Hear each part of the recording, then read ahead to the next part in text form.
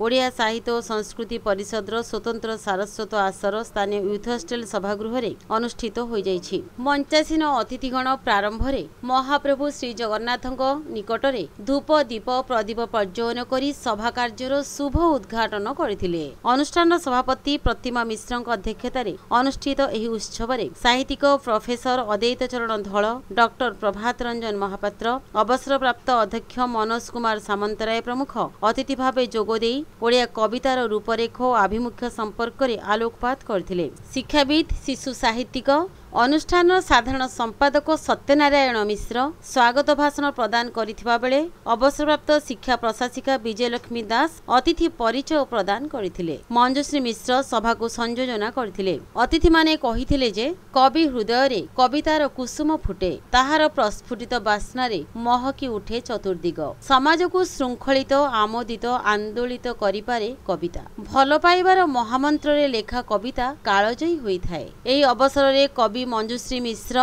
कमलिनी पाणिग्राही संयोजन रे कवि सुरेश कुमार पट्टनायक, डॉक्टर नरहरि मिश्र, काशीनाथ खुंटिया, डॉक्टर सस्मिता मिश्र, सन्यासी नायक, मंजुश्री मिश्र, प्रतिमा मिश्र, जोगेश्वर प्रहराज, प्रभात रथ, रमेश चंद्र दास, अनंत प्रधान, भारती भूषण दास, कमल कुमार मिश्र, विजय कुमार पंडा, दयानिधि त्रिपाठी, कमलिनी पाणिग्राही, विजयलक्ष्मी दास, सत्यनारायण मिश्र प्रमुख स्वरचित कविता आवृत्ति करथिले। शेषरे कवि श्यामप्रकाश सेनापति धन्यवाद अर्पण करथिले। विश्व प्रसिद्ध रथयात्रा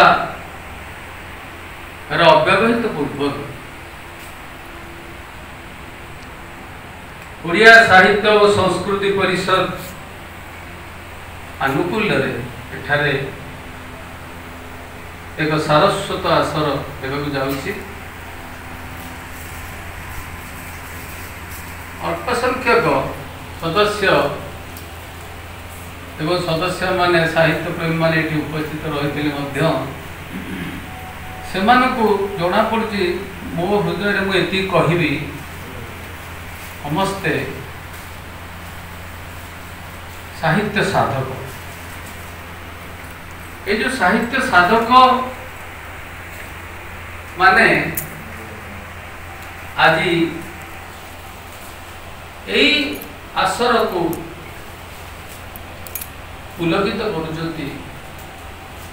आज उज्जवली उठुची यही स्थान सभा गृह।